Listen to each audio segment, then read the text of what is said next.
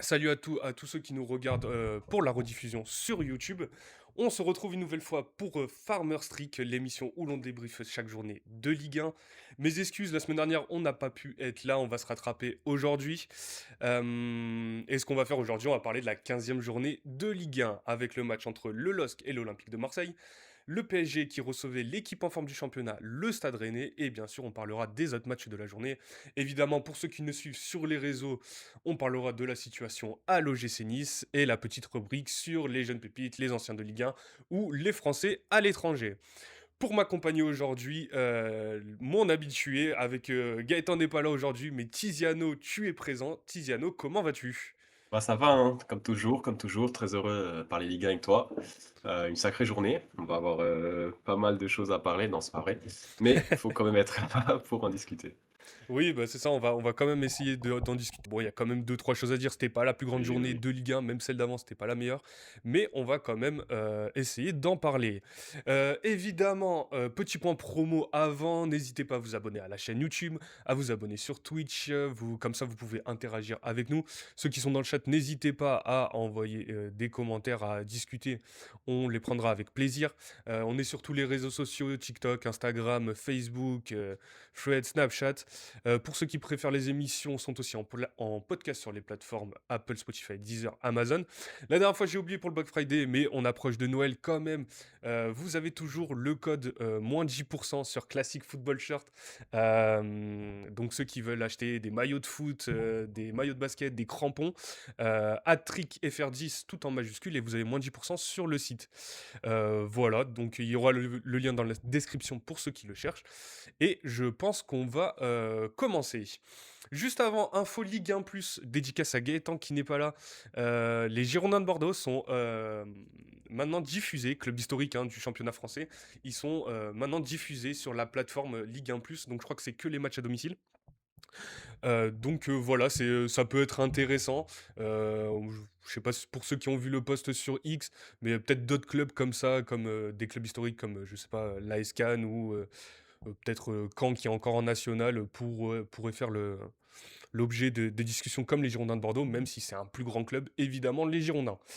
Voilà, pour démarrer cette 15e journée de Ligue 1, on va démarrer, il y avait deux matchs vendredi soir, donc on va démarrer avec le LOSC contre l'Olympique de Marseille. C'est peut-être le match le plus intéressant de cette journée de Ligue 1. Donc le LOSC qui a battu l'OM. Pour rentrer un peu dans le match, on avait un absent du côté du LOSC, c'était Ayoub Boadi, qui était suspendu.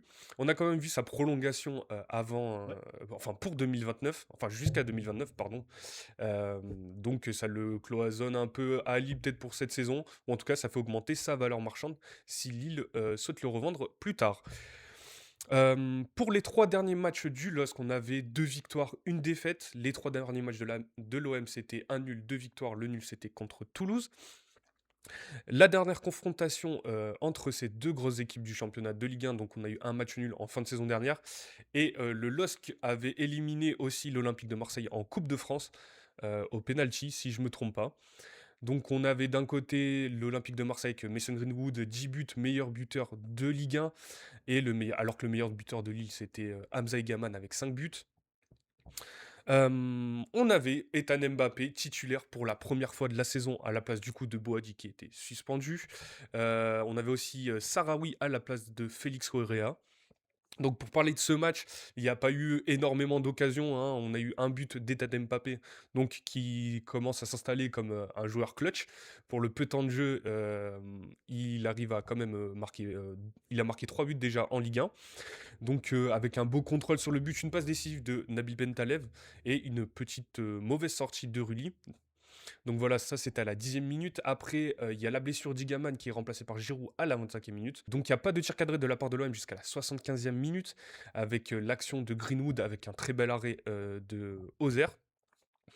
J'ai noté 58% de possession pour l'OM à la fin du match. Lille qui n'a eu que 4 tirs, Marseille 5. Et à la fin, on avait un Roberto De Zerbi qui était pas très content et qui était déjà sur le match contre l'Union Saint-Gilloise dont on va reparler un peu plus tard. Donc pas très mauvais match de Marseille et une équipe de Lille solide. Avant de parler de Lille, on va commencer avec, l'Olympique de Marseille. Donc, déjà, qu'est-ce que tu as pensé du match, Tiziano? Et ma question, c'est est-ce que, Marseille commence à laisser des plumes après un bon début de saison? Ou est-ce que c'était Lille qui était meilleur que cet Olympique de Marseille? Ouais, comme tu le dis, l'OM qui ça fait 2 semaines qu'ils ont l'occasion de prendre, tête du championnat à l'issue, de leur match. La semaine dernière à Toulouse, bah, ils choquent en fin de match, là encore une sortie un peu ratée de Rouli, une défense pas concentrée, ils perdent 2 points et là cette semaine, on se dit: «Bah, c'est le moment de marquer un grand coup contre, le LOSC qui est toujours une équipe difficile à prendre» et on a l'impression qu'ils sont, bah, jamais vraiment rentrés dans le match. Comme tu l'as dit, le premier tir cadré, c'est à la 75e et c'est un exploit individuel de Greenwood qui traverse, la moitié de terrain à lui tout seul. Du coup, moi j'ai trouvé le match de l'OM vraiment mais très, très décevant pour, les attentes qu'on peut placer, cette saison. Hem, Aujourd'hui, ils sont au même niveau de points que le LOSC et pour moi, avec l'effectif qu'ils ont, avec l'entraîneur qu'ils sont supposés, avoir, avec les moyens qui ont été injectés cet été, c'est pas normal. Pour moi, tu dois, avec le mauvais début de saison du PSG, heu selon leurs attentes bien sûr, selon Évidemment. les attentes habituelles, aujourd'hui tu dois être, à la enfin au même niveau qu'un club comme le RC Lens. Tu dois pas être derrière Lens, tu dois pas être à égalité avec Lille, tu dois être au-dessus de ça, tu dois être au-dessus de la mêlée et moi je trouve que c'est décevant pour l'OM qui, on a l'impression, je sais pas ce que tu pourras m'en parler après, mais on voit toujours pas la patte de Zerbi dans le jeu de l'OM. C'est-à-dire que, enfin, à chaque match, on a un système différent, on a des joueurs différents et pourtant on a la machine, elle est pas toujours huilée. On n'est jamais, je ressors rarement satisfait d'un match de l'OM. Bon, ça arrive, hein, et quand ça arrive, souvent c'est avec la manière. On peut penser à l'OGC Nice, mais je suis pas encore totalement satisfait, moi, de Zerbi à l'OM et de son plan de jeu. J'arrive pas à le voir, se retranscrire sur le terrain. Ouais, alors c'est toujours intéressant ce débat, j'avoue que je l'ai souvent. Moi pour le coup je l'ai déjà dit, mais je trouve que la patte des Herbie quand même, elle se voit un peu. Alors c'est sûr qu'on la voit pas comme quand c'était à Sassuolo ou quand Ouais, c'est c'était ça, en fait. à Brighton. Mais je trouve que quand même on voit cette patte des Herbie, ce qu'il veut imprimer. Après son équipe est qui a des hauts et des bas. Mais je saurais pas l'expliquer. Je pense que ça vient aussi, un peu de certains joueurs, comme je te le disais dans la question, je pense aussi qu'ils laissent, pas mal de plumes en ce moment. Il y a pas mal, l'utilisation de certains joueurs. Mmh. Hem, on va prendre l'exemple, hein, Mason Greenwood, il a plus de temps de jeu que Rully. Alors est-ce que c'est pas le moment de ressortir certains joueurs qui étaient à la cave? Alors, je suis allé un peu voir, mais par exemple un Neil Maupay, est-ce que, alors OK, il est pas vraiment, il est pas au niveau en ce moment. Bon, de toute façon, on l'a pas vu jouer l'année dernière, il a pas été très bon, Ouais. mais pourquoi pas pour faire un peu souffler ses attaquants? Ça reste quand même un joueur qui peut faire le travail, en Ligue 1. Alors, j'ai pas la raison de pourquoi Amin Harit n'est plus utilisé depuis la saison dernière. Je sais qu'il avait une blessure, je crois que je sais pas trop si les rapports avec, le club ou directement des Deserbi sont pas bons, mais lui aussi, c'est un joueur qui a de la qualité, qui a été très bon, quelques années auparavant et lui aussi, il pourrait peut-être, être intéressant dans le système de l'OM. Qu'est-ce que j'ai noté? Emerson depuis le 25 octobre, c'est 90 minutes tous les matchs. Il a seulement pas fait le match contre, le Sporting, non, ou Newcastle, vu qu'il était suspendu, Ouais. après son rouge ou le Sporting, je sais plus. Mais voilà, il est un peu forcé aussi sur, Naïef Aguerd.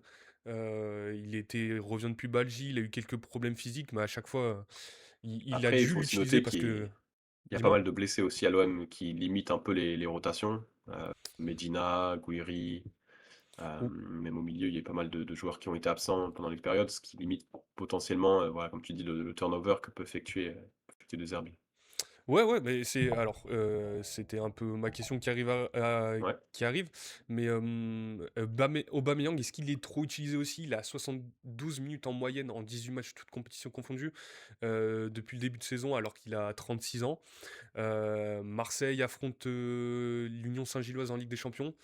Hem, voilà, est-ce que en fait, il y a Et on a toujours dit qu'il avait un effectif de qualité, mais est-ce qu'au final, on l'a pas vu un peu trop beau aussi et qu'il y a certains joueurs dans la rotation, en fait, qui sont pas capables de faire le travail, en dehors des équipes de bas de tableau en Ligue 1, on va dire? Non, je suis pas forcément d'accord avec ce constat. Pour moi, le groupe, il est assez complet. Il peut-être un petit déficient au milieu de terrain où bon, il y a certains joueurs qu'on nous a vendus pas mal bah, les prestations sont pas terribles, hein. Je pense à Angel Gomez, par exemple, qui est vraiment très décevant, Ah sur ouais, ce début de saison. alors je te coupe, Angel Gomez, Heu, c'est ah oui, non, mais vraiment pas c'est bon, hein. Moi, je m'attendais vraiment à ce que ça mais ça aussi pareil, on se répète, hein, à force, mais ouais, Angel Gomez, il avait fait des top saisons à Lille et là, on n'arrive pas à le retrouver. Alors je sais pas, est-ce que c'est, du coup, le Deserbi Ball ou est-ce que c'est lui qui est ailleurs, quoi? après, de ce que j'ai vu, les supporters lillois avaient un peu prévenu sur, le côté un peu, neutre, un peu yaourt nature, comme diraient certains consultants de Angel Gomez, qui peut être, enfin qui joue beaucoup en retrait, qui est rarement décisif. Et bah, un joueur comme Matt O'Reilly, on a vu faire deux bons matchs peut-être à son arrivée et depuis, bah, c'est très moyen. Heureusement, tu as Vermeuren qui sort un peu du lot, mais bon, même Kondogbia, on voit que, bah, ça peut être compliqué par certaines séquences, il est plus tout jeune non plus. Bah, c'est surtout que lui Heu, aussi, hein, Kondogbia, tu viens dessus, mais il a un coup il est blessé, un coup il est pas bah, oui, c'est blessé, ça. et en plus lui aussi à un moment il était utilisé défenseur central, donc lui aussi c'est compliqué de revenir. Ouais, du coup, il y a à la fois certaines individualités comme ça qui sont pas au niveau et en même temps, quand tu as un grand coach, tu dois être capable d'avoir un style de jeu, qui s'adapte à même à travers les rotations et c'est pour ça, moi, que j'ai un peu de mal à trouver enfin, à pointer du doigt, l'effectif et bon, forcément, il y a pas mal de blessés. Traoré notamment, qui a joué un match, depuis qu'il est arrivé, qui s'est tout de suite blessé, qui pourrait faire du bien dans la rotation en attaque, comme tu dis.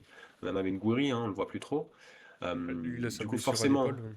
ouais, forcément, ça joue pas mal, je pense, sur les prestations de certains offensifs. Bah, tu cites Aubameyang qui est, bah, peut pas tout le temps être au top de sa forme à son âge, sur tous les matchs, 90 minutes. Mais moi, je pense que quelque chose qui pourrait être compensé par un vrai système de jeu, un vrai plan qui peut s'adapter malgré la rotation, malgré la fatigue, comme on peut le voir sur bah, pas tous les matchs, mais au PSG, hein. Bon, c'est pas la même échelle. Mais voilà, quand Luis Enrique fait confiance à des petits jeunes, ils sont directement intégrés au plan de jeu, ils savent ce qu'ils doivent faire et on ressent pas forcément la rotation ou les difficultés physiques de certains joueurs.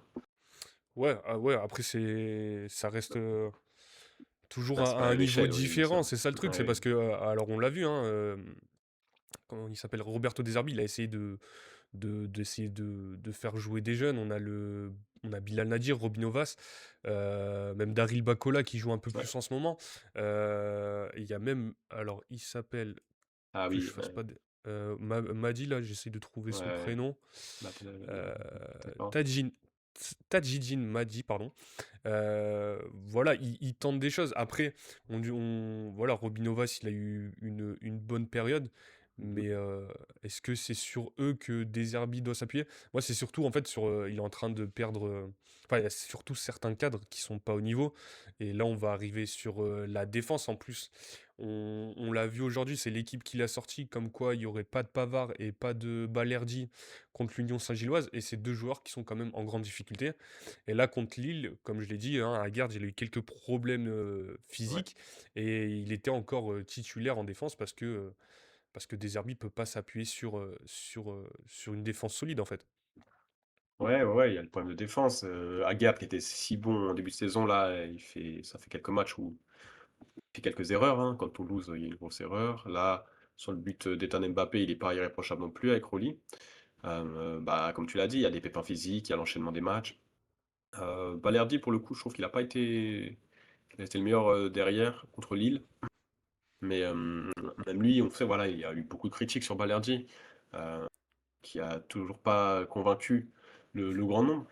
Et ouais, comme tu le dis, c'est l'absence de Medina, par exemple, je pense, fait beaucoup de mal en défense. Il pourrait vraiment faire du bien, que ce soit dans la rotation à gauche avec Emerson ou dans une défense à 3 par exemple. Et même Euh, enfin, dans le vestiaire, dans la oui, parole sur le oui, oui, terrain, dans le on sait que c'est caractère, un oui, gars, oui, la c'est un Green mec qui Argentine, la montre fameuse, mais exactement, qui montre l'exemple, qui a pas peur d'aller tacler un joueur un peu trop en forme. Mais ouais, ça. souvent, en fait, c'est des errements défensifs qui étaient cachés par un excellent, Rouli, qui Oui, l'année là, il est au dernière et top, même lui. en début de saison était, bah, le meilleur gardien de Ligue 1 tout simplement. Et là, depuis quelques matchs, bah, on le voit, il est plus, au top, il est plus, enfin, il est plus autant décisif comme tu l'as dit, ça fait peut-être ressortir aussi les maux de la défense marseillaise. Ouais, ouais, ouais. Alors on a parlé du milieu, on a parlé de la défense, et moi il y a un joueur en attaque aussi sur lequel je me pose pas mal de questions. Ouais, Un coup je me suis dit c'est une fraude quand il est arrivé. Après je me suis dit bon au final c'est pas mal. Là je me redis c'est une fraude. Péchao, qu'est-ce que t'en penses? Est-ce que c'est lui aussi qui doit faire T'as parlé d'Ahmed Traoré sur l'attaque. Bon, Greenwood, il a quand même les stats qui ont été gonflés par ce quadruplé contre c'est Le vrai. Havre. C'est Le Havre. Je crois Et, que c'est le euh, Havre, oui. et voilà. Et après, donc on l'a dit, Aubameyang, il est un peu vieux. Et un joueur sur qui on a mis beaucoup d'argent comme ça, Peshao, est-ce que lui aussi il commence. Enfin, je sais pas s'il est décevant parce qu'on s'attendait à rien. Bah, on Et s'attendait à tu rien, parlé de mais il joueur a quand même yaourt coûté nature, je trouve que lui aussi. Alors j'ai vu des vannes comme quoi il savait pas ce qu'il faisait avec ses pieds aussi. J'ai trouvé ah ça ouais, un non, peu mais drôle, mais est-ce qu'il y a pas un peu de ça aussi? à 35 millions, quand tu un club comme l'OM, tu pas le droit de faire une erreur de casting et là, pour l'instant, Pachao, c'est son seul bon match, c'est contre, l'Ajax qui est peut-être la pire équipe d'Europe actuellement. Enfin, je crois qu'en En Ligue des Eredivisie, ils Champions, on va dire. sont en Ligue des Champions, ils sont derniers et je crois qu'en Eredivisie, ils sont genre 6e, un truc comme ça et c'est enfin, pour un club comme l'Ajax, c'est ridicule et hem et sinon, j'ai jamais été impressionné, heu, par Pachao. Il y a aucun match où on se dit: «Ah ouais, c'est lui l'ailier un peu électrique, un peu tonique que l'OM a besoin pour pas que Greenwood soit la seule menace offensive quoi, qu'il puisse, aider Greenwood à porter cette attaque marseillaise ouais non, c'est très faible pour l'instant, Pachao et ça ressemble, dangereusement à un flop quoi et c'est pas comme si c'était un petit crack de 18 ans qui a eu le temps de progresser et tout, il a déjà quoi 25, il va partir sur ses 26. Ouais, Ouais, c'est ça. ça peut être bizarre pour l'OM, cette histoire, faut faire attention. Ouais, surtout qu'ils l'ont payé Ouais, vraiment c'est le plus cher. gros transfert de l'histoire du club, hein, Ouais, Pachao. alors il a 25 ans. Ouais, c'est ça. Il a 25 ans. Bah, c'est pas tout jeune, quoi. Alors en plus, j'ai vérifié pendant que tu parlais, mais ouais, t'as les bonnes infos. L'Ajax, ils sont quatrième des révisés, 4e, et par contre, ils ont 14 points d'écart avec le PSV. C'est énorme. c'est pour un club comme l'Ajax, c'est ridicule. Ah ouais, Mais c'est bon. vrai, c'est vrai. Ouais, mais effectivement, hein, de toute façon, quand on avait vu le score déjà contre l'Ajax, on avait vu que c'était une, Oui. une très mauvaise équipe. Mais ouais, je suis d'accord hein, sur ce que tu as dit. Il va falloir que l'OM se remette dedans. Est-ce que tu les vois quand même battre l'Union Saint-Gilloise? L'Union Saint-Gilloise, hein, je le rappelle, ils sont premiers de Jupiler League. Ils sont 14e avec une victoire contre Galatasaray lors du dernier match en Champions League. Est-ce que tu vois bah, juste le- l'Olympique de Marseille l'emporter? Heu, Sachant qu'ils ont bah, besoin de cette là victoire pour ouais, aller c'est dans le top ça. 24, hein. Ils en ont vraiment besoin, c'est temps impératif. La dernière fois, j'avais dit contre Newcastle qu'ils allaient pas gagner. J'avais fait un match nul, je me suis trompé. Du coup, cette fois-ci, bah, je vais les dire vainqueurs. Heu, je pense qu'ils ont quand même ce qu'il faut dans les grands matchs. En Ligue des Champions, en vrai, ils ont été plutôt bons quand on regarde un peu le contexte, à part contre l'Atalanta où ils sont vraiment dépassés et ils auraient pu l'emporter avec, une décision un peu plus favorable du corps arbitral. Mais moi, ouais, je pense qu'ils peuvent le faire. Même si c'est pas un match facile, hein, l'Union Saint-Gilloise, ils ont posé problème à pas mal de monde en Europe, mais j'ai confiance pour ce match. Ouais. Alors, je me suis trompé par contre sur l'Union Saint-Gillois. Je t'ai dit alors, j'ai pas dit n'importe quoi, mais le classement c'est 25e. En fait, c'est Galatasaray qui est 14e. J'ai inversé Ok. avec l'adversaire de l'AS Monaco. On en reviendra plus tard, mais il y avait quand même cette victoire contre Galatasaray. Et ils avaient battu le Eindhoven. Ouais, t'avais dit victoire de Newcastle. Moi, je crois que j'avais dit match nul ou Ouais. victoire de Newcastle, hein. J'étais pas sur la victoire de Ouais, l'OM. ouais, on était. Donc, en vrai, pourquoi pas? J'irais quand même dire, vu que là, Saint-Gilloise, ils sont 25e et qu'ils ont quand même perdu bon, quelques joueurs et même leur coach, au final, qui est Ouais. parti en cours de saison. Donc, on sait quand même qu'il y a un niveau différent entre la Jupiler League, la Champions League et même la Ligue 1. Donc, ouais, je vois bien quand même l'Olympique de Marseille gagner, même si c'est en Belgique, hein, ça va être, Ah ça ouais, va c'est pas être pas, c'est pas gratuit. totalement facile. Mais voilà, on espère que, bah, ouais, on espère que l'Olympique de Marseille battra l'Union Saint-Gilloise. Voilà, on a parlé de l'Olympique de Marseille, on va quand même aller sur Lille. Hem, sur Lille, je voulais déjà revenir, avant de parler un peu de cette équipe, de leur championnat, sur Ethan Mbappé. Parce que je me posais la question, est-ce que Ethan Mbappé mérite-t-il plus de temps de jeu en Ligue 1? Alors j'ai regardé ses 139 minutes en Ligue 1 en 8 matchs. Je crois qu'il a joué 20 minutes juste en Coupe d'Europe le dernier match hein, pour son temps de jeu en plus. Euh, c'est vraiment sur les deux derniers matchs qu'il a eu du temps de jeu, donc 33 minutes contre le Havre, 69 contre Marseille. Et il est à 3 buts. Est-ce que dans un système dans le système de Bruno Genesio et à Lille avec l'effectif, est-ce qu'il mériterait peut-être plus de temps de jeu vu ce qu'il montre? Ouais, après on sait qu'il a été aussi pas mal blessé, hein, début de saison. Je crois que sur une des 2-3 premières journées, il se fait une blessure assez importante. Hem, mais on sent que Genesio a confiance en lui, hein, qu'il lui laisse sa chance. Il est encore très jeune, Ethan Mbappé. Il a même pas 20 ans, si je dis pas de bêtises. Non, il a pas 20 Encore, ans. ouais. Non, du coup, Il je a pense que 18 ans. c'est 18 ans? Bah, ouais, quand même. C'est une bonne, c'est bien géré de la part de Genesio qui sait le faire rentrer en cours de match, qui là, voilà, lui fait confiance, le titularise et Ethan Mbappé lui rend la courtoisie avec, ce joli but, hein, qui montre un peu toutes ses qualités, voilà, sa qualité technique, son apport offensif, il sait se projeter, il sait finir. Hem, ouais, comme tu l'as dit, moi je pense que c'est un joueur qui a un vrai potentiel, hein. On le sait, même au PSG, c'était déjà intéressant ce qu'il proposait. C'est un joueur qui peut monter en puissance, s'il arrive à échapper aux pépins physiques. Moi, je le vois bien, prendre de plus en plus d'importance dans cet effectif lillois et je pense qu'on va en reparler tout au long de la saison de Ethan Mbappé. Ouais, alors pour rappeler, pour ceux qui ont pas forcément suivi le parcours d'Ethan Mbappé, il est quand même arrivé au Paris Saint-Germain, donc avec son frère, Kylian Mbappé.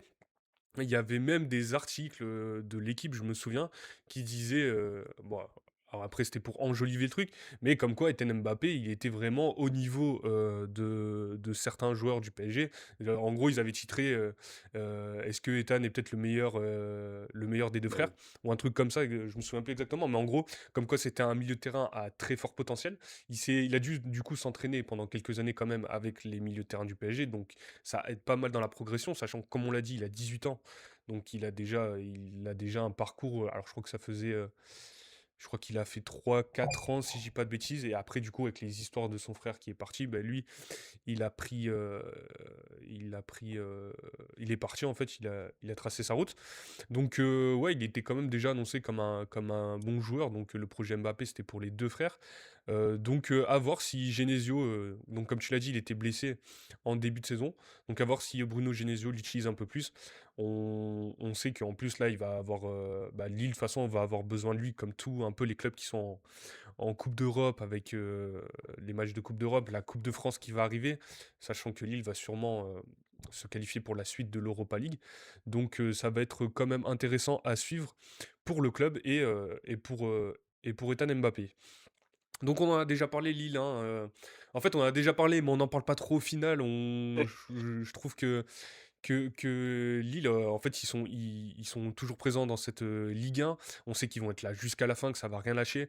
On était d'accord pour dire quatrième, cinquième, sixième pour la fin de la saison.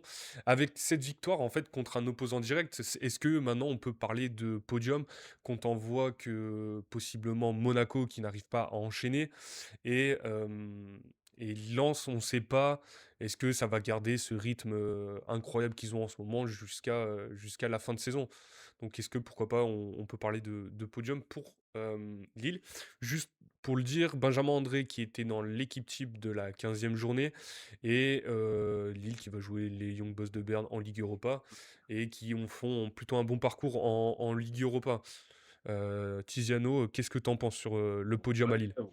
ouais, podium, enfin, j'ai toujours du mal à, à savoir quoi penser de cette équipe. Parce que d'un week-end à l'autre, c'est vraiment du tout au tout, quoi. Oui, Cette ils semaine, ont ils arrivent à faire une ouais, dis ils ont vas-y, du vas-y. mal à avoir cette, stabilité, hein, c'est Ouais, un ouais, coup ils vraiment. gagnent, un coup ils font match nul, après ils ont une défaite et après ça repart au final donc ouais, c'est un peu, illisible. Ouais, c'est vraiment un week-end, ça va être un carton offensif, ils vont mettre 5, tout le monde va marquer. Le week-end d'après, bah, ils galèrent contre une équipe de bas de tableau. C'est pas facile à analyser, comme souvent les équipes de Genesio d'ailleurs, hein, qui toujours. On sait que dans les gros matchs, bah, ils vont être présents. Et ce qui manque, c'est bah, la continuité, les résultats week-end après week-end. Mais en soi, ils ont l'effectif pour aller chercher le podium. Si Monaco ne se reprend pas, comme tu l'as dit, si Lens, bah, à un moment ou un autre, décide d'arrêter d'être la meilleure équipe d'Europe et de, de calmer un peu le rythme. Euh, Moi, j'y crois pas. Voilà, je m'avance un peu. Je pense qu'ils vont, comme tu l'as dit, rester dans ces zones 4-6. Il faut voir aussi, on a eu des nouvelles d'Igaman au niveau de la blessure. J'avoue que j'ai Moi non rien vu plus, j'ai pas passer sur regardé. Iggy Haman. Mais voilà, il faut faire attention aux soucis. On sait que Giroud, il a été touché un peu la semaine dernière, euh, qu'il est plutôt jeune non plus. Igaman qui est très impressionnant, là voilà, faut pas qu'il enchaîne les petits pépins. Du coup, moi non, je pense qu'ils vont rester dans leur range, 4-6, et ça va pas aller chercher ce podium. OK, bah, de toute façon, là, on le voit sur le début de saison. Hem, qu'est-ce que je c'était alors ma stat, c'était que en fait, là, ils sont quatrième Ouais, en ex aequo de points avec Marseille. Sur les 10 derniers matchs, ils sont quatrième en Ligue 1 et sur les 5 derniers matchs, ils sont quatrième. Donc peut-être qu'au final, quatrième, ça sera son un peu là. c'est une belle stat, Leur hein, histoire, Dominique Armand c'est aurait joli. pas fait mieux. Mais, mais mais voilà, peut-être que voilà, ça va être ça.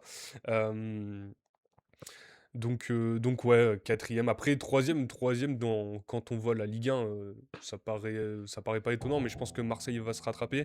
Peut-être que Lens, ça va quand même réussir à rester dans ce range, Ouais, hein. vu que, c'est souvent ce genre d'équipes qui font des bonnes saisons quand ils ont pas de coupe d'Europe et après une fois qu'ils récupèrent des coupes d'Europe, ils ont pas forcément l'effectif. Donc c'est possiblement ce qu'on va voir. De toute façon, on suivra la suite, on verra ce qui va se passer, pardon. Mais oui, voilà. Mhm. Hem, sur les équipes de Genesio, c'est souvent, ce qui se passe. C'est un peu, Ouais, ouais, comme tu l'as dit, un un peu peu ce qu'on a illisible. l'habitude. Donc on verra. Voilà, pour ce match, je pense qu'on a été bon sur les 2 équipes. Alors je cherchais l'adversaire de Lille pour le match de Ligue Europa. Je sais pas si tu l'as sous les yeux? Tu m'as pas dit que c'était les Young Boys? C'est les Young Boys exactement, Ouais, exactement. En tu me plus l'as. avec cette histoire de match qui sera pas Ah diffusé oui, à oui, cause de oui, oui, c'est sponsors, vrai, bon cette on histoire. voilà, Ils on ont pas aura de le solution, je résultat. crois. Mm. Donc voilà, donc si on n'a rien à rajouter, on va pouvoir passer, on va faire quand même un mot sur le Paris Saint-Germain. Hem, alors, le Paris Saint-Germain qui n'est plus premier de Ligue 1 après sa défaite contre l'AS Monaco la semaine dernière. On l'a pas débriefé, mais c'était une bonne victoire de Monaco honnêtement, hein, le Paris Saint-Germain qui a eu du mal à marquer. Donc c'est Lens qui a pris la tête, du championnat de Ligue 1. Hem, ils affrontaient Rennes, Rennes qui est l'équipe un peu en forme de cette Ligue 1 Ouais. avec du coup Lens, qui a enchaîné 4 victoires d'affilée. Bon Paris sont pas largués non plus, hein, on a parlé de «mauvaise saison» mais c'est entre guillemets pour le Paris Saint-Germain, quoi. Donc toujours à un point de Lens avec ce score, de 5-0 contre le Stade Rennais. Du coup, ils ont envoyé un peu un message à la Ligue 1, c'est que quand ils s'y mettent, en fait, ils peuvent rouler sur tout le monde, donc sur l'équipe en forme de Ligue 1. Hem, point positif pour Paris, on a Pacho et Marquinhos qui enchaînent, donc déjà on n'a pas vu, Mhm. Beraldo ou Zabarni en défense centrale. Safonov qui était titulaire à la place de Lucas Chevalier, ce qui peut faire du bien aux 2 gardiens, hein, je pense que Chevalier a quand même un peu besoin de souffler, hem, avec tout ce qui s'est passé un peu autour de lui, sur les polémiques, tout ça. Et Safonov, il a besoin de temps de jeu. On sait qu'il ça râle un peu, dans son entourage au Paris Saint-Germain pour qu'il joue un peu plus. Hem, il fait un très bel arrêt aussi à 0-0 sur une frappe de Ouais. Lopol qui repousse sur le poteau pendant le match. qui Dans la foulée, conclut. on a une ouverture du score de Kvara, on a un deuxième but de Mayoulou suite à une grosse possession de Paris, donc 25 passes en 1 minute 36 avant de marquer, c'était pas mal. On a un bon match de Bradley Barcola qui a été très actif. But d'Embaye avec une assist de Djantou, Dembélé qui a pu jouer une demi-heure. Alors il sera absent pour le match contre Bilbao pour cause de maladie, d'après ce que j'ai compris. On n'a pas eu de blessés pour le Paris Saint-Germain.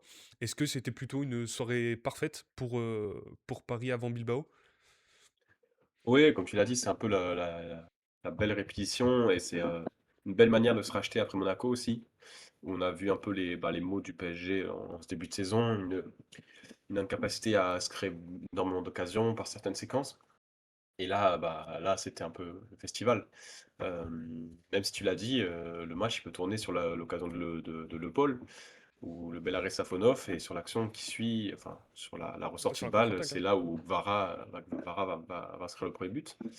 Non, ce que j'ai apprécié, c'est aussi un PSG assez clinique, parce qu'en première mi-temps, ils n'ont pas énormément d'occasions, mais ils marquent 2 fois sur leurs 2 premiers tirs cadrés, je crois. Et ça montre un peu, voilà, le côté létal du PSG qu'on avait l'année dernière. Et non, on a eu des bons matchs, comme tu as dit. Barcola, bon, encore un peu frustrant à la finition, mais qui a fait du mal sur son côté, qui a vraiment essayé de profiter des espaces. Donc Vara, lui aussi, qui était un peu critiqué dernièrement, hein, qui était moins décisif ces dernières semaines. Là, il fait un gros match, il marque un doublé. Les petits jeunes qui marquent. Non, c'est vraiment la répétition parfaite avant le match en Europe.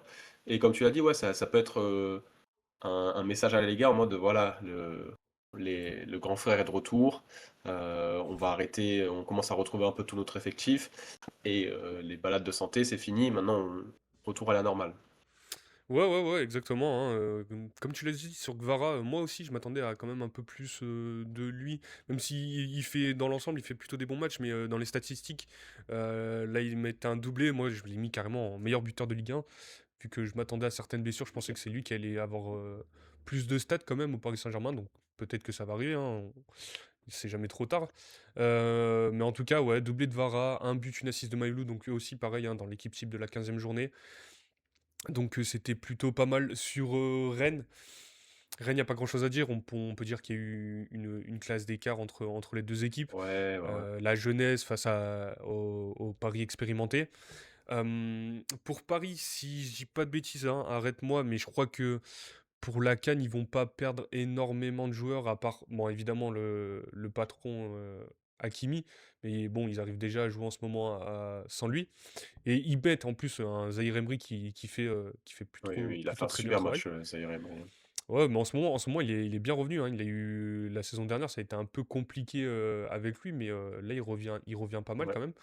Euh, donc, j'étais en train de chercher, mais il n'y a pas d'autres joueurs Je africains. crois que Mbaye, il est Ah oui, international. Mba, il est camerounais, mais je suis pas sûr qu'il va être sélectionné, si. Et je sais qu'il est international, qu'il a déjà eu sa première cape. Je dis camerounais, s'il faut que je dise une bêtise. Je ne Euh, suis pas sûr non plus pour le Cameroun, mais alors, je suis en train de vérifier, comme ça, on vas-y, va je pas te dire laisse de conneries, vérifier. hein. Journaliste avant tout. Mais je sais pas s'il est dans le dernier groupe, par exemple. Faudra que je vérifie aussi. Mm, mm. Euh, évidemment, quand on veut faire le Ah, travail correctement, ça marche pas. Ok. je vais te dire ça tout de Donc, suite. Mbaye, déjà, il est sénégalais, pas camerounais. Voilà, Mille excuses. sénégalais. Mais il n'y a pas d'autres joueurs africains. Donc déjà, ça c'est pas mal. Ils vont pas perdre de joueurs pour la CAN. C'est là où je voulais en venir quand même sur la base. Donc ouais, en plus, ils vont affronter une équipe de Bilbao en Ligue des Champions qui est pas très bonne en ce moment, même s'ils ont battu l'Atlético. Je vais pas leur enlever, mais c'est pas fou, hein. Je les ai regardés une ou deux fois. J'ai pas trop aimé quoi. Mais donc ça va être plutôt facile pour le Paris, c'est ce que je voulais dire. Après, jamais sous-estimer ce genre d'équipe. Donc Rennes, on a vu qu'il y avait quand même une classe en dessous, comme je l'ai dit. Ils vont recevoir Brest pour le derby breton. Faudra se rattraper. Brest qui est une équipe en forme, on va le voir juste dans le prochain match, juste après. Donc voilà, est-ce que tu voulais rajouter quelque chose sur ce match ou sur ces deux équipes qu'on n'a pas dit? Moi, je pense qu'on a été pas mal. Il faut juste, pour Rennes, comme tu l'as dit, bien rebondir pour pas s'enliser et pas repartir dans une spirale un peu négative. Si ils arrivent à repartir directement avec une victoire face à Brest, ça confirmera un peu l'état de forme et que le match du PSG, t'es juste tombé face à un gros PSG, quoi.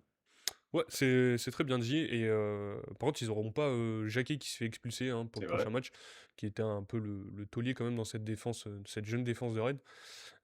Donc ça sera à suivre, je crois que ça sera Rouault, je pense, qui va être, titulaire. Clairement, ouais. Voilà, donc sur, Paris et Rennes, on est bon. Sur Brest et Monaco, donc victoire de Brest, c'était sur les matchs du vendredi soir. Monaco, c'est pas bon à l'extérieur. Déjà, c'est la stat, hein, sur les 5 derniers matchs, c'est 3 défaites, un nul, une victoire contre Nantes. Ils sont alors Monaco au classement à l'extérieur, c'est 10e. Il y a 0 clean sheet sur les 11 derniers déplacements en Ligue 1. Et encore une fois, Monaco, Radegui qui est pas vraiment. Alors Radegui fait plutôt pas mal Il fait d'arrêts, ouais, même depuis qu'il est revenu de blessure, c'est pas mal ce qu'il fait, mais il est pas aidé par sa défense. En plus, Monaco qui a joué à 30 minutes à 11 contre 10 à la fin du match, et ils n'ont pas réussi à marquer. On avait ouais. dit en plus que Brest, bah, là ils se reprennent bien du coup, vu qu'ils sont aussi sur 3 victoires trois d'affilée, je défaites. crois, hein. Ouais, trois victoires d'affilée, un truc comme ça. Mais, mais c'était pas. Enfin, Monaco a les moyens de faire mieux. On a eu encore Paul Pogba avec plus de temps de jeu. Euh, Déjà sur Paul Pogba. Ah non, j'ai oublié une stat aussi. En Mmh. deuxième mi-temps, Monaco. Donc, comme je l'ai dit, 30 minutes à 11 contre 10. Et c'est 0,23 d'XG. Donc, c'est vraiment pas bon. Et donc, du coup, pour revenir sur Paul Pogba, est-ce que potentiellement, on peut voir un Paul Pogba titulaire contre Galatasaray, sachant que Monaco est un peu dans la situation de Marseille, où ils doivent rester dans ce top 24. Ah bah, justement, je pense que parce que le match est un peu a pas mal d'enjeux, j'ai du mal à le voir directement titulaire. Là, il a joué une demi heure face à Brest, Il a joué 20 quelque chose comme minutes. ça? 20 minutes? OK, Ouais. je crois que c'était un peu plus. Du coup, En non, plus, le temps non, additionnel, 20-25. oui, oui, bien sûr. Non, j'ai du mal à le voir, commencer d'entrée. On voit que petit à petit, il gagne, du temps de jeu progressivement à chaque match, mais je pense que sa première titularisation, elle arrivera dans un match, avec un peu moins d'enjeux où, voilà, il pourra se lancer au fur et à mesure du match, où il sera pas en plus contre Galatasaray. On sait que c'est une équipe qui a du peps quoi, que c'est pas gratuit. Du coup, non, j'ai du mal à le voir titulaire et oui, comme tu l'as dit pour Monaco, bah, les semaines, se suivent et se ressemblent un peu. On a eu l'accalmie PSG où là, on a retrouvé un groupe uni qui a fait vraiment un gros match. Mais sinon, depuis l'arrivée du nouveau coach, bah, on sent une équipe un peu, enfin même avant, on sent une équipe, complètement amorphe quoi. Une équipe qui pousse pas dans le même sens, heu, qui se repose parfois sur, bah, des individualités parce que c'est un groupe qui a du talent. Mais collectivement, c'est très faible et on a du mal à on a du mal à voir, où va aller Monaco, ou qui sont les hommes forts de ce groupe, qui est le leader de ce vestiaire. Et non, c'est super décevant. Ouais, ouais, sur Monaco, à un moment, on leur a laissé l'excuse de ils ont beaucoup de blessés. Au final, les blessés sont revenus et c'est toujours pas fou. Donc ouais, Monaco, c'est très décevant. Contre Paris, honnêtement, ils gagnent. Ils sont plutôt solides, mais c'est pas non plus le match de l'année, honnêtement. Donc ouais, hein, je vais pas répéter ce que tu as dit et ce qu'on dit depuis des semaines, mais ouais, on a du mal à voir la patte. On parlait de la patte des Herbis, la patte Pocognoli, pareil, Mmh. même s'il y a moins de temps, évidemment, hein, mais on la voit pas. Les joueurs, on a l'impression qu'ils sont pas très concernés non plus. Des joueurs, en plus des joueurs de qualité, hein, comme Ouais, ouais, c'est ça le pire. j'essaie de chercher, voilà, Minamino, il a pas mal raté, je trouve, sur ce match. Biret, impossible de le retrouver par rapport à la saison dernière. Golovin, il a toujours été un peu comme ça. Un coup, on a l'impression c'est Messi ou Neymar. Un coup, c'est vraiment le pire joueur de la planète. Bon, Messi ou Neymar, j'abuse, hein. Mais des fois, c'est un très bon joueur technique, capable de grandes fulgurances. Et des fois, il est totalement absent. Et toujours cette défense, en plus, là, il n'y avait pas de Chilo Kerrer. Donc voilà, et ce milieu de terrain, bon, Lamine Camara, Koulibaly, honnêtement, ça va pas chercher très loin. Et Akliouche aussi. Lui aussi, Ouais. il est un peu, il a des hauts et des bas, on va dire. Ouais, ouais, ouais. Même si c'est un peu lui que je trouve le meilleur dans cette attaque monégasque. Donc voilà. Et après, On va quand même parler de cette équipe de Brest qui revient bien. Déjà, Ludovic Ayeur, hormis l'expulsion, hein, bon l'expulsion elle est logique, mais cet attaquant quand même franchement c'est vraiment un top attaquant de Ligue 1, toujours hyper intéressant. Là sur le but, c'est lui qui fait tout le travail sur cette longue touche de Kenny Lala si je dis pas de bêtises et c'est lui qui fait tout le travail entre défenseurs, monégasques. Brest ça revient bien au final, Tiziano? Ouais, ouais, ouais. Moi, j'avais beaucoup, beaucoup d'inquiétudes sur le club. Hem, J'avais l'impression que c'était un peu, bah, la saison de trop, sur ce superbe projet, superbe groupe qu'a fait la Ligue des Champions.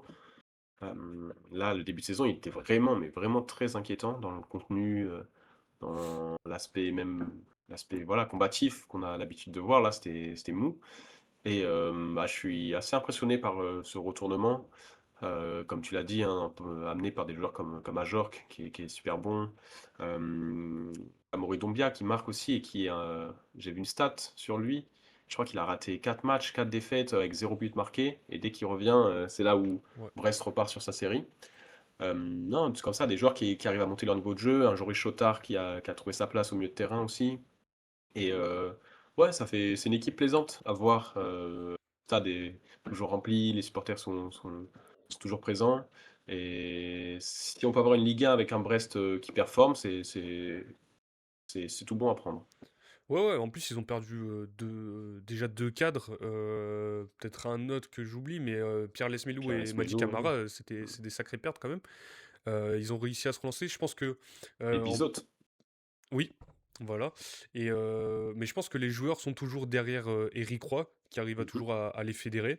Et on voit, ça marche bien. Moi, je le redis, hein, mais ailleurs que ça fait des années que je pense que c'est vraiment un très bon Ah ouais, joueur de Ligue 1. C'est des joueurs vraiment intéressants à avoir dans des effectifs. Après, ça trouvera jamais le plafond, mais c'est toujours bon à avoir dans son équipe. Kamori Dobia, comme tu l'as dit, c'est très bon. Il avait mis doublé sur le début de saison contre Lille. ouais. Il fêtait sa centième en Ligue 1. Donc voilà. Qu'est-ce qu'on peut retenir? Brendan Chardonnay aussi, Gros match, ouais. qui commence à être à retrouver son rôle de leader, à être bon sur le terrain. Encore une fois, je reparle de l'équipe type, 15e journée de Ligue 1, Brendan Chardonnay, on l'a dedans. Donc Brest, c'est bien, troisième victoire d'affilée. Et en plus, maintenant, on a Brest qui a autant de points d'écart avec Monaco qu'avec Auxerre qui est premier relégable. Donc voilà, Brest qui est dixième donc avec 19 points. Je suis un peu trop allé trop vite sur mon passage entre Monaco et Brest, donc on va vite fait revenir sur Monaco. Monaco qui a quand même un match de Ligue des Champions contre Galatasaray ce soir ou ce soir je crois. Hem, que je dise pas de bêtises encore une fois, hein. Ma ma mémoire me fait Mhm. défaut. Oui, C'est c'est ce ça. soir, hein, 21 h évidemment. Quel résultat on voit? Galatasaray qui est premier du championnat turc, donc qui est cette fois-ci 14e en Ligue des Champions avec 9 points et une victoire contre Liverpool. Qu'est-ce qu'on voit comme match pour ce soir? Dur à dire là aussi, mais avec Monaco, on a du mal à être enthousiaste. Vraiment, je peux pas te pronostiquer une victoire de Monaco. Du coup, moi, je vais partir sur une défaite. Voilà, pour les punir un peu de leur mauvaise prestation récente. Non, j'ai aucune confiance dans le club en ce moment.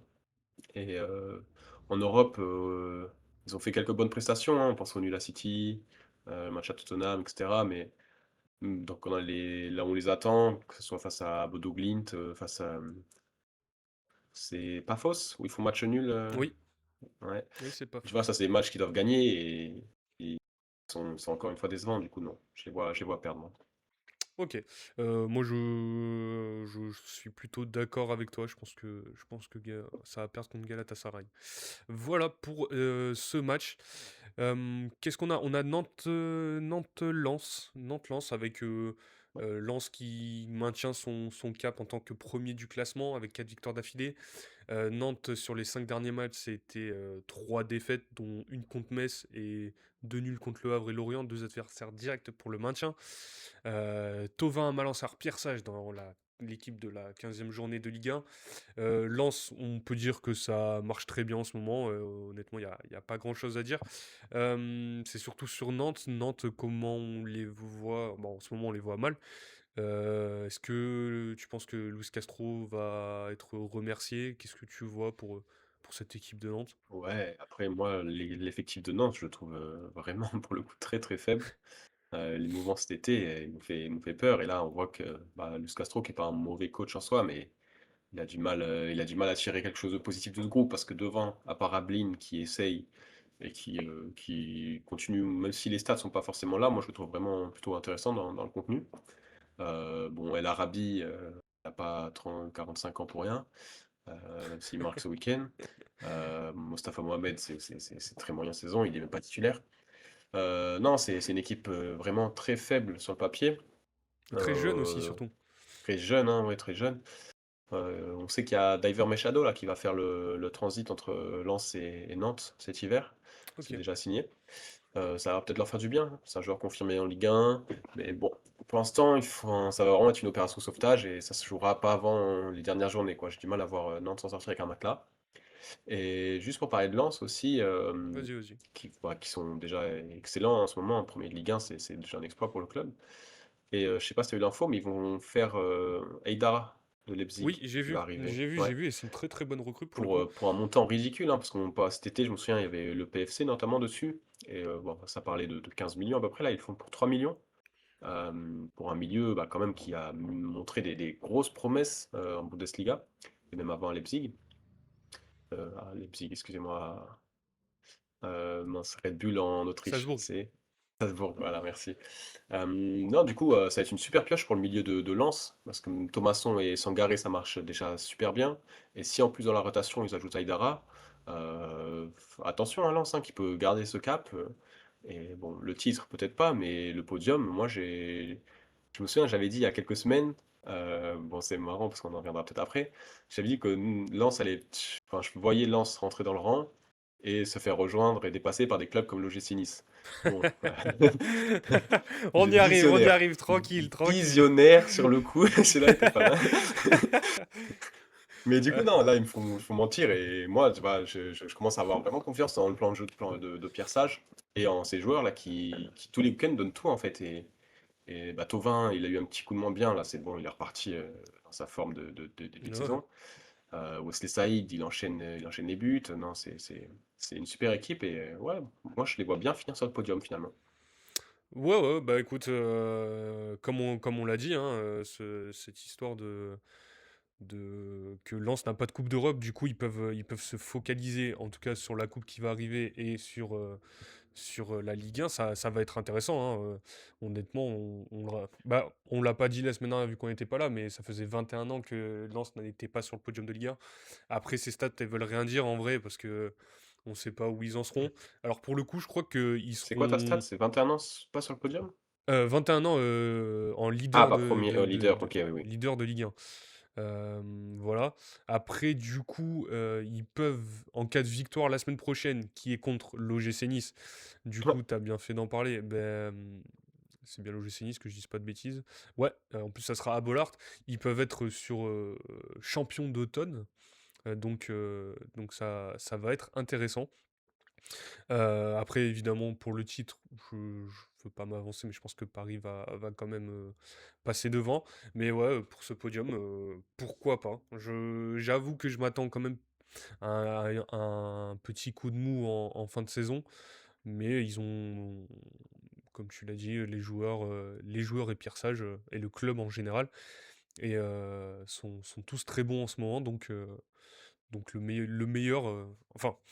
On- Putain, j'arrive pas à faire fermer ma phrase, mais en tout cas, ça se passe bien pour Lens, voilà. Leader de Ligue 1. Juste avant de parler de Nice, vu que quand même c'est le storytelling de cette semaine, c'est tout le drama, tous les médias qui en ont parlé, on a tout entendu. On va pas parler de tout de suite, je voulais juste parler de Strasbourg. Strasbourg qui a perdu contre Toulouse. Alors déjà, juste une note pour Toulouse, mais Très beau maillot, le troisième, je trouve ça OK. très bien. Très beau maillot. Et j'ai pas dit pour le Paris Saint-Germain, mais le maillot de Jordan, il est très très beau aussi. Voilà. Et pas bravo à Marseille aussi pour leur maillot contre Toulouse avant. Bref.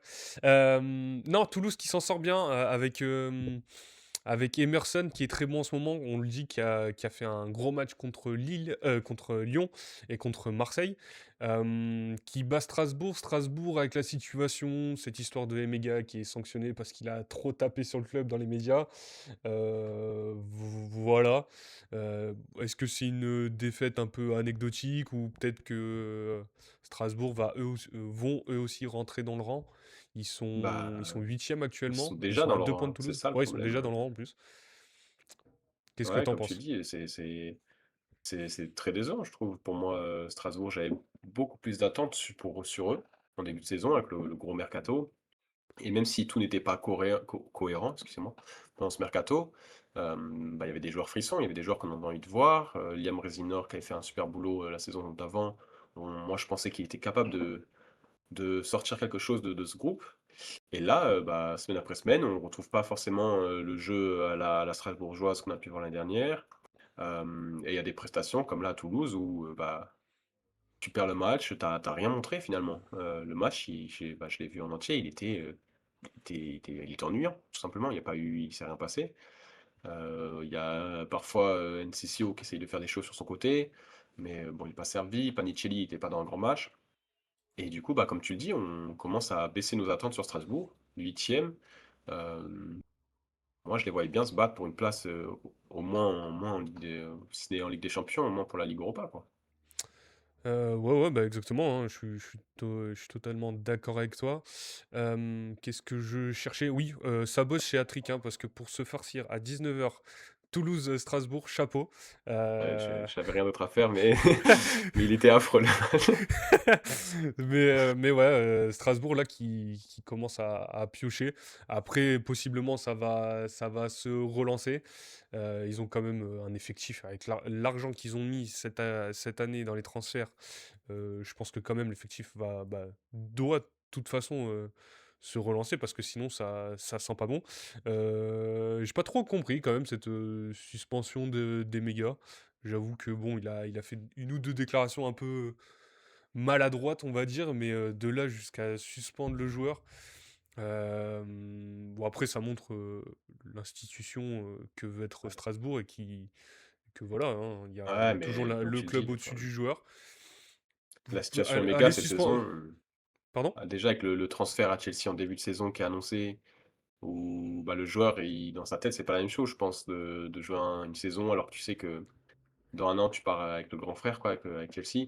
Et pour l'instant, si on est méga, elle est vraiment. Elle est en dents de scie, quoi. Il joue pas, blessé, une déclaration un peu farfelue, il Après, joue, quand il il est là, il fait le marque. travail. Ouais, C'est ça le voilà, c'est ça. truc. Quand il joue, il arrive à marquer. Mais ouais, comme tu dis, la fin de la saison, surtout extra-sportive, elle est bizarre pour Emega. Ouais, ouais. Bon, écoute, là, je préfère des clubs un peu trop sévères que des clubs comme Ouais, l'OGC comme Nice, nous. hein. Mais bon, voilà. Je pense que Strasbourg, ça va se relancer. Le dernier match avant la trêve, ça sera contre Brest, si je dis pas de bêtises. Lorient, pardon. Ça sera contre Lorient, donc on verra, ils auront l'occasion de se relancer. En plus, c'est Lorient à la maison. Donc voilà, et Toulouse hein, qui continue quand même, hein, un peu en retrait de tout ce haut du tableau, mais qui est quand même neuvième. Ils ont 20 points, ils sont à 4 points Ouais, de Lyon, de Rennes, donc pourquoi pas suivre, hein. En tout cas, ça travaille bien déjà, c'est déjà pas mal. Donc voilà, on va quand même rentrer dans ce débat de l'OGC Nice. Alors, on va pas tout reprendre à la fois, je pense on va juste recontextualiser quand même, et on va pas faire long sur la situation à Nice.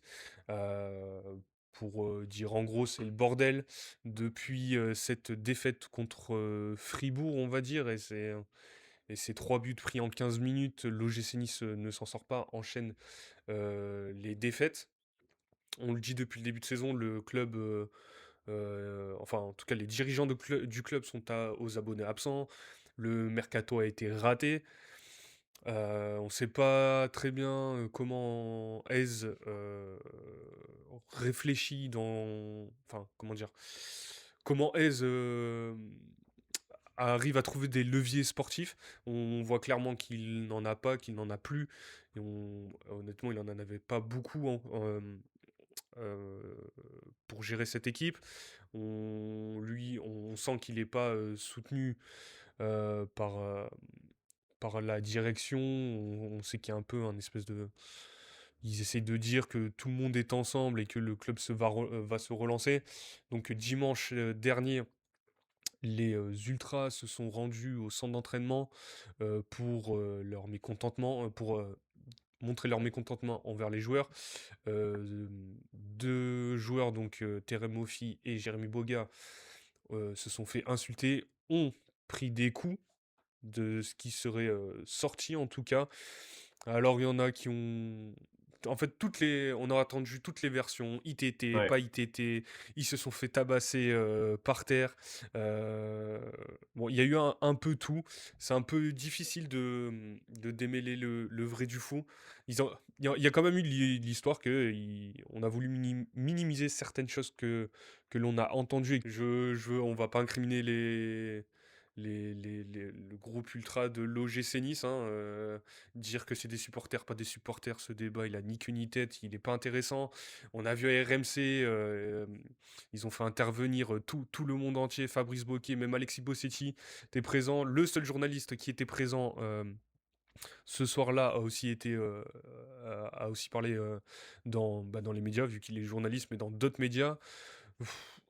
Honnêtement, qu'est-ce que je sais ouais, pas quelle question te poser. enfin, Qu'est-ce que t'en penses? Qu'est-ce que, la situation, heu elle est lunaire, quoi, c'est bon, on est dans une situation lunaire par contre parce qu'il y a eu dans toute cette semaine, alors, il y a eu, on appelait Marseille le club des communiqués auparavant. Là aussi, il y a un communiqué des joueurs, ah oui, oui, oui. communiqué, Ah du ouais. club, communiqué d'Ineos, L'entrée sur le terrain avec les maillots de Mofi le flocage. Ah, en plus le ouais. maillot est super moche. Les Non, mais joueurs qui ont là convoqué pardon, hein, après je te laisse y aller, mais, les joueurs qui ont convoqué les employés du club, concernant la situation à Nice, bon enfin c'est non, mais on là, est quand même dans un délire. c'est The Office, là, c'est magnifique, là, ce qui se passe à Nice. Non, mais enfin, là, on sent que le club, il est à un point, enfin, tu est-ce que toi, c'est un truc que tu aurais pu prédire? Enfin, que tu voyais quelque chose comme ça arriver? Avec, tout ce qui s'est passé cet Heu, été, les problèmes avec Ineos, le contenu, enfin le mercato et cetera. alors, sur la situation, parce qu'il y a plusieurs situations. La situation avec les supporters, honnêtement, ça se sentait, Ouais, que ça allait, partir, en cacahuète. Après que les joueurs se soient fait taper, tout ça, on sait que ça a souvent dégénéré à Nice, c'est pas ce qu'on voulait. Après il y a aussi eu un communiqué de la BSN et heu et voilà, ils se sont expliqués. Hem, évidemment, peut-être qu'on n'a pas précisé certaines choses, hein, mais en tout cas, allez voir, vous pouvez aller voir Gym Tonic. Gym Tonic, c'était plutôt intéressant, hein, les journalistes de Nice ce matin, hein, qui ont plutôt été bons sur cette affaire. C'était intéressant de les entendre. Hem Mais ouais, sur les supporters, ça sentait que ça allait partir, hein, ouais, vu, bah, l'attitude, hein. Nous, on en avait parlé, pour le débrief de la 13e journée, mais sur Jérémy Boga, l'attitude, elle est catastrophique depuis le début de saison. Terem Moffi, il a été pris à partie parce que on l'a vu rigoler à la fin du match contre oui, Lorient avec Loïc Ferry. Honnêtement, voilà, il y a des joueurs, enfin, on a vu pire quand même, de là, aller cracher sur les joueurs, ouais, je ouais, ouais. trouve ça Après, de toute pas fou. façon, Et il y a un autre joueur, hein, qui est un peu passé à travers tout, mais c'est Jonathan Klaus, hein. Jonathan Klaus, son attitude depuis le début de saison, elle est catastrophique, hein. On reviendra pas sur son transfert, on le dit à chaque fois. Mais en tout cas, dans la direction avec Ineos, par contre, ça sentait pas bon depuis un moment quand même. ouais, Honnêtement, cette histoire de Ineos veut vendre le club en fait, déjà, Avec l'achat de Manchester United, on sentait que le projet OGC Nice commençait Ah à oui, sentir forcément. mauvais. En fait, il n'a jamais été lancé.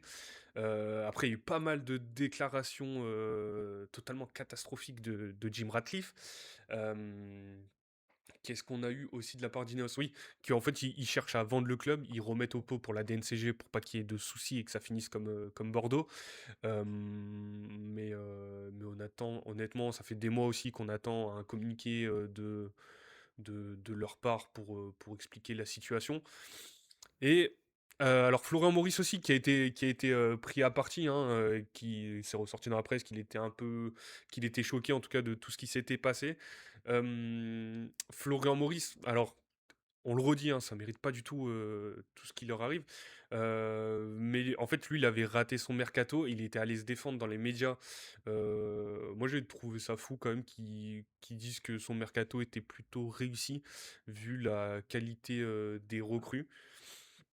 Donc voilà, hein, sans dire qu'en fait il a fait de la merde, hein, il a fait avec ce qu'il avait, mais honnêtement, je pense il a manqué de flair sur, sur l'arrivée des joueurs, hein, on le redit, Isaac Johnson, Kevin Carlos. Hein.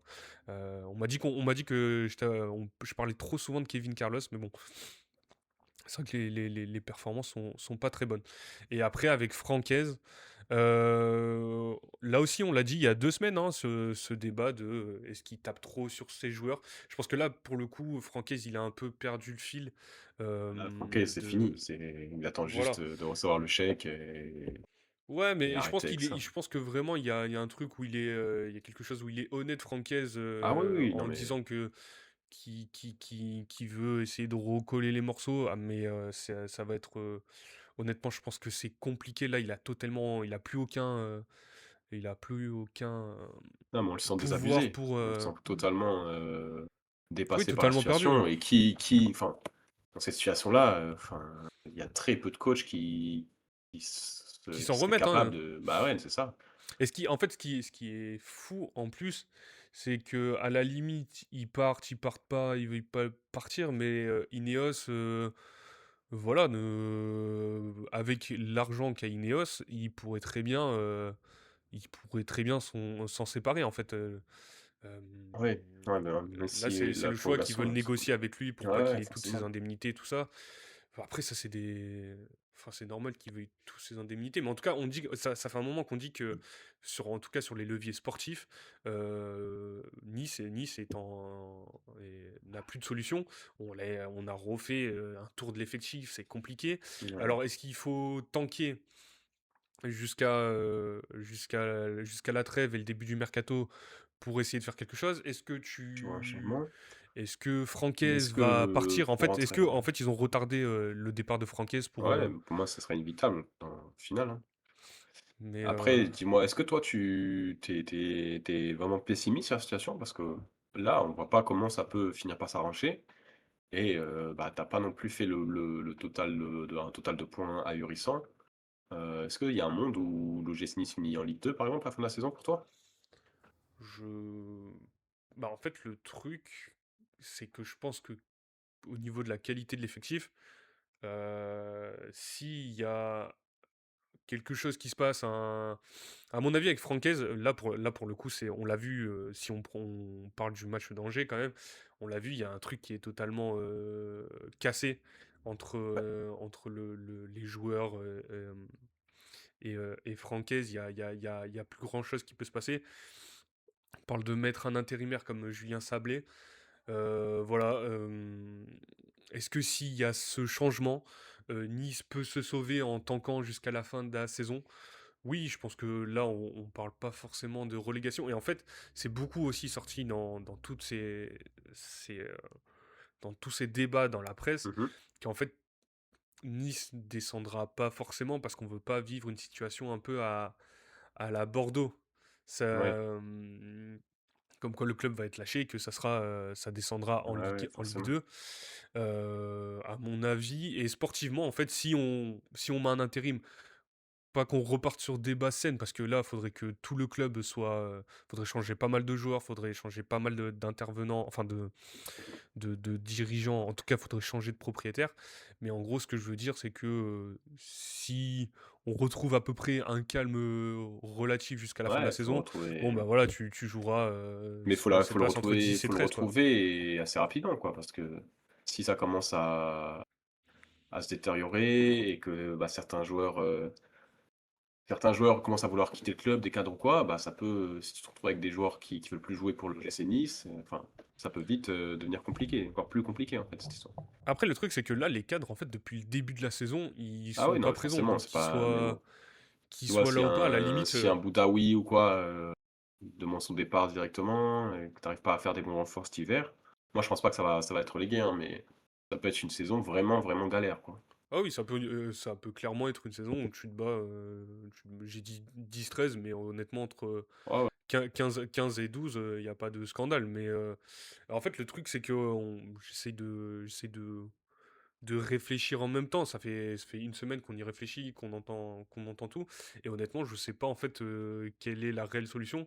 Et ce qui est sorti aussi pas mal, c'est qu'en fait, il y a eu tout ce, ce bruit, tout ça. Mais au Ouais. final, rien n'a changé. Francaise est toujours là. Florian Bah, Maurice est toujours là. Fabrice Bocquet est toujours là. Jérémy Boga, Terem Moffi, pour l'instant, sont toujours au club. Ils sont en arrêt.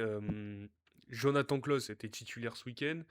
Et après, les joueurs, on l'a vu sur le terrain. Enfin, l'ambiance au stade, elle était vraiment horrible à. C'était vraiment horrible à voir, hein. C'était délétère. ah bah ouais, Les ça joueurs j'imagine. sont pas du tout en confiance avec tout ce qui se passe. Et je pense pas que ce flocage ait aidé pour la suite. Honnêtement, en fait, le truc, c'est que on peut débattre 10 ans, mais en fait, je vois pas ce qui peut se passer, hein, à part que voir une accalmie et peut-être relancer un minimum la machine pour pas que le club descende en Ligue 2, mais je sais pas exactement ce qui peut arriver. À mon avis, là, je pense que Francaise, il est totalement isolé et qu'il y a plus trop de solutions pour lui, pour le coup. Là, Ouais, ouais. je commence à le penser, tu vois. Ah, forcément, bah, de toute façon, comme on l'a dit, hein, la situation, elle était difficilement prévisible, elle est lunaire. Enfin, on est dans un moment où c'est impossible de dire qu'est-ce qui va se passer, quoi. Qui va ressortir vainqueur de ça, comment on va voir le bout. Mais bon, c'est pas comme si on avait beaucoup de pouvoir là-dessus. Et du coup, bah, Oui, il faut voilà. espérer qu'ils arrivent à créer une dynamique positive, j'allais dire. Non, parce que ça me paraît compliqué de repartir avec les mêmes bases, les mêmes joueurs, les mêmes hommes. Alors, un électrochoc, hein, comme Francaise aime bien le dire depuis un petit moment, que ce soit par son départ ou par un changement plus haut, par un changement sur le terrain, mais il va falloir changer quelque chose. Ouais, ouais, exactement. Et ouais, bah oui, de toute façon, quoi qu'il arrive, il faut du changement. Là, il va avoir le match contre Braga. À mon avis, ça va être une nouvelle défaite. Il va sûrement avoir du turnover. On ne sait pas qui exactement. Il y a surtout ce match contre Lens. Est-ce que tu vas pouvoir aller gratter un match nul? Honnêtement, on y croit très peu. T'as le match de coupe contre Saint-Étienne. Là aussi, est-ce que tu vas pouvoir faire un résultat? Ça va être compliqué. Honnêtement, je ne les seuls, moi, que j'incrimine pas mal dans cette histoire, c'est plutôt les joueurs qui sont pas au niveau depuis le début de saison. Ouais, Après, évidemment, on le redit, hein, aller faire ce qui s'est passé, leur mettre la pression devant un centre d'entraînement, à la limite, ça me choque pas. Ça peut être entendable, hein. C'est vraiment les crachats. Et si vraiment ils ont pris des coups, les joueurs, ouais, ouais. l'attitude est catastrophique. Je le redis, hein, parler de supporters ou pas, ce débat, il m'intéresse très peu. Oui, Mais en tout c'est cas, pas on ce va qu'on pas recherche. incriminer la totalité des ultras de Nice, évidemment. Francaise aussi, je pense que voilà, je pense il a un peu tout donné. Le fait de dézinguer ses joueurs, j'avoue que c'est un procès que je trouve qui est pas très bon, qui est pas très juste pour lui. Je trouve je le redis, hein, il les a beaucoup protégés et c'est vraiment quand on arrive à un nombre de matchs perdus qu'il a commencé à vraiment le dire. Et il a raison, les joueurs étaient vraiment pas bons et ils ont pas la bonne attitude. Mais voilà, ouais, les joueurs ont pas été bons. Euh, Après, dire que Fabrice Poquet est un souci, par exemple, en tant que président de l'OGC Nice, Non plus, hein. Moi, je pense que vraiment, c'est l'environnement Ineos. Ouais, Et, bah oui. et évidemment, j'ai même entendu la vidéo de Romain Molina aussi sur le directeur de la sécurité à Nice qui devrait démissionner, tout ça. Je suis pas vraiment d'accord, hein. Pour le coup, moi, je l'ai déjà rencontré. Et c'est quelqu'un de très sympa et je pense qu'il fait correctement son boulot et que c'est pas du tout lui qu'il faut incriminer. En plus, ça fait des années qu'il est au club. Pareil, je crois que la communication aussi, ils ont été pris. Enfin, dans le communiqué du club, enfin, le communiqué des joueurs, pardon, parce qu'il y a tellement de communiqués. Il y a pas mal d'autres personnes qui ont été touchées par ce communiqué, donc voilà. Je, honnêtement, Ouais, ouais, en ouais, fait, ouais. moi j'aimerais bien en tout cas voir le club de l'OGC Nice vendu et un bon actionnaire, un actionnaire qui pense au club avant tout. Et on le redit, hein, ces histoires de multipropriété, ça commence à sentir le, le foin, on va dire. Donc voilà. Je sais pas où ça va aller, l'OGC Nice, dans, Mmh. dans, pour la suite, exactement. En tout cas, contre Lens, je les vois pas se relever. Contre Braga, je les vois pas se relever. Donc voilà. Je sais pas si Ouais, on a été très clair, hein, il y a trop. ouais, Voilà, après, il y a c'est eu une tellement de situation un choses qui sont peu sorties, compliquée, on hein. a, on était un peu allé dans tous les sens. Mais voilà. Après, comme le dit souvent, comme l'ont dit quand même les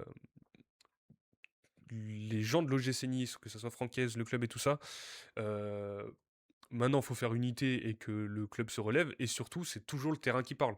C'est-à-dire que si Nice se relève sportivement, euh, alors en janvier pourquoi pas, Mmh. bah, tout ça, ça sera déjà oublié, et je pense qu'on en a fait énorme pour pas grand-chose, hein. Ouais. Il y a eu quand même des choses pires dans le football. Après, évidemment, hein, comme je le redis, les crachats et les coups, c'est vraiment pas nécessaire. Bref, voilà. S'il y a des remarques pour ceux qui regardent la rediffusion dans les commentaires, pour que ça soit peut-être un peu plus clair sur des questions précises, évidemment, hein, on sera une joie d'en discuter, donc n'hésitez pas. Euh, donc voilà, et après Angers, c'est très bon quand même parce que ça commence pareil aussi, sortir la tête de ces places de relégables. Pareil, ils sont à 19 points avec Brest, alors que Auxerre est toujours 16e avec 12 points, même s'ils ont gagné ce week-end. Donc Angers, c'est pas mal, ça propose du jeu, il y a des joueurs intéressants, donc c'est cool. Où aller parce que je me suis un peu perdu avec toute cette OGC Nice. Oui, alors, pour le reste de cette journée, donc Brest-Monaco, on l'a fait, victoire de Brest, 1-0. Euh, Victoire de Lille contre Marseille, 1-0. Victoire de Lens, 2-1 contre Nantes. Victoire de Toulouse contre Strasbourg, 1-0. Victoire du Paris Saint-Germain contre Rennes, 5-0. Victoire de Angers, du coup, à Nice, 1-0. Le Havre Paris SC, on a eu un bon 0-0. Auxerre qui a battu Metz, donc 3-1, qui attendait leur victoire depuis un moment quand même. Et voilà. Et la défaite de l'Olympique Lyonnais sur Lorient, honnêtement, est-ce que tu veux peut-être en dire un mot sur ce match où voilà, C'est c'est peut-être euh, le c'est pire match Lyon de qui de commence à l'OL, rentrer dans le rang aussi? ouais, c'est le pire match de l'OL de la saison. Ils ont vraiment rien montré. Faut vite que pour eux, je pense que le mercato d'hiver commence. Ça leur fera du bien. C'est rien que si Hendrick peut arriver, si ça se fait, bah, ça leur fera beaucoup de bien à la pointe de l'attaque. Et ouais, comme tu l'as dit, hein, c'est un club qui commence à rentrer dans le rang. Ils ont fait un super début de saison, alors qu'on sait que leur été a été plus qu'agité. Et bah là, on sent que les limites de l'effectif commencent à être atteintes. Et ouais, du coup, ouais, on les voit, comme on l'avait dit, je pense, hein, qui vont rentrer dans le rang. Et c'est ce qui se passe actuellement. Ouais, voilà, bah, je vais pas en rajouter plus. Pour cette 16e journée de Ligue 1, donc ça sera la dernière avant la trêve de fin d'année. On aura Qu'est-ce qu'on aura? On aura Mhm. Angers-Nantes, Rennes-Brest, Metz-PSG, Paris-Toulouse, Paris-FC Toulouse, Lyon-Le Havre, Auxerre-Lille, Lens-Nice, qui aurait pu mettre un match intéressant si les deux équipes étaient à leur niveau respectif. Strasbourg-Lorient et quand même le match du dimanche soir, Marseille-Monaco, qui sera Ok, un ok. match à suivre, on va dire. Voilà, hormis Marseille-Monaco, est-ce qu'il y a peut-être un match, qui t'intéresse plus qu'un autre? Ouais, bah, ça serait quand même intéressant, comme tu l'as dit, de voir le Lens-Nice, hein, pour voir, qui va sortir de vainqueur de ce duel entre 2 clubs à la dynamique totalement opposée, comme on a pu en parler et heu et voilà, ça reste une affiche intéressante sur le papier. Ouais, ouais, ouais et j'ai l'impression de le dire, chaque semaine, mais Rennes et Brest, enfin, en tout cas, Rennes, à chaque fois, c'est des matchs, qui me donnent Ouais, envie ouais, d'être suivi. c'est des clubs que tu as envie de regarder souvent. Ouais, c'est ça. En tout cas, particulièrement souvent pour Rennes et peut-être Paris FC Toulouse, ça pourrait être, cool à suivre. Donc voilà, point sur le classement. Point sur le classement. Alors, on a Lens qui est toujours premier. On l'a dit, en cas de victoire contre l'OGC Nice, ils seront champions d'automne. Donc, un point devant le Paris Saint-Germain avec donc Lens 34 points, le Paris Saint-Germain 33 points. À 29 points, on a l'Olympique de Marseille et Lille. Cinquième, on a Lyon avec 24 points ex aequo avec Rennes. Donc Rennes qui est toujours dans les places européennes. On a l'AS Monaco 7e, Strasbourg 8e. Et après, pour la fin du classement, on a Nantes et le FC Metz qui sont à 11 points. Et Auxerre est dernier relégable avec, et des barragistes donc avec 12 points. Et donc Le Havre est 15e avec 15 points. Voilà pour le point sur le classement. Petit point sur les buteurs, ça n'a pas bougé. Ça n'a pas du tout bougé. Même. Ah si, Del Castillo. Donc on a Greenwood, Greenwood premier avec 10 buts, Panicelli deuxième avec 9 buts, Le Paul à 8 buts troisième, Kebal 6 buts quatrième, Romain Del Castillo, Sofiane Diop et Wesley Saïd à 6 buts cinquième ex aequo. Voilà, voilà, je pense qu'on a été plutôt pas mal sur cette journée de Ligue 1, même s'il n'y avait pas, il n'y a pas toujours des grandes journées de Ligue 1, c'était pas fou, mais bon, on a pu quand même bien en parler. Voilà, sur la dernière séquence de cette émission, à chaque fois, vous la connaissez, on parle d'une jeune pépite, d'un Français à l'étranger, d'un ancien de Ligue 1 qui performe dans un autre club. De qui tu voulais nous parler, Tiziano? Eh bien, je voulais faire un petit mot sur, Boubacar Kamara et Aston Villa. On fait, bah, la grosse opération du week-end en première ligue avec, cette victoire à la dernière minute face à Arsenal, le leader, et Camara qui a été excellent, au milieu de terrain, aux côtés d'ailleurs de Tielemans, l'ancien de Monaco, qui a lui aussi été vraiment très, très bon dans ce match. C'est vraiment une super affiche avec un Aston Villa qui, après un début de saison très, très compliqué, bah, là est désormais, 3e de première ligue à 3 points du leader, à 3 points d'Arsenal si je dis pas de bêtises. Ouais, je Qui pense va donc, troisième, c'est sûr. ouais, 3e c'est sûr et je crois que c'est vraiment pas un écart, très conséquent, hein, après le match de ce week-end. Du coup, c'est une équipe, bah, d'un entraîneur que moi que j'apprécie beaucoup, Unai Emery, et qui, bah, saison après saison, continue à dépasser les attentes. Là, on a vu un mercato compliqué, des joueurs qui peuvent être en fin de cycle, hein, et pourtant, bah, ça continue, ça repart de l'avant. Et là, c'est la première équipe à faire tomber Arsenal depuis un petit moment. Et un Arsenal qui apparaissait invincible, hein, qui est resté sur une super semaine. Et du coup, voilà, petit félicitations à Camara, à Tielemans, à Unai Emery, les anciens de Ligue 1. Hem, S'il a pas joué, mais on sait qu'il y a l'ancien de l'OGC Nice qui a fait une super saison l'année dernière, mince. Guessant, Evan Guessant. Guessant, ouais, Evan Guessant. Hem, c'est une équipe que, ouais, que j'aime regarder, Aston Villa, et qui encore une fois fait une super opération ce week-end. Ouais, ouais, il y a aussi le Frenchie Lucadini. Ouais. Donc c'est top. Ouais, ouais, Aston Villa, 3 points, hein, tu l'as bien dit, 3 points et troisième de Première Ligue, donc c'est cool. Pour eux. Alors moi, j'ai pas choisi de joueur en activité.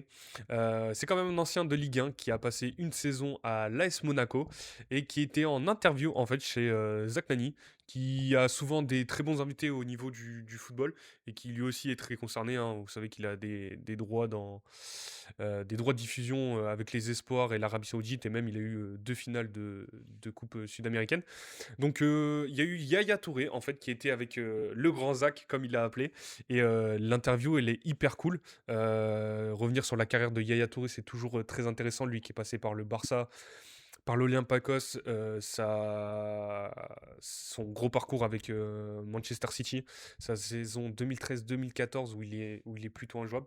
Donc voilà, c'était cool de l'entendre parler sur tout ce qui lui est arrivé, son, son passage aussi en Ukraine. Donc voilà, c'était cool et moi je kiffe ce genre d'interview avec des grands joueurs comme ça. En plus, il y a Touré qui a l'air d'être vraiment très cool. Voilà, voilà. Et son passage du coup en Ligue 1 à l'AS Monaco. Je pense qu'on a été bon. Donc on reviendra évidemment la semaine prochaine, hein, comme je l'ai dit, hein, on a eu un petit souci pour la semaine dernière pour la 14e journée de Ligue 1, mais on sera là la semaine prochaine. Tiziano, merci encore une fois d'avoir été là, d'avoir parlé Bah, de merci à Ligue toi, 1. hein.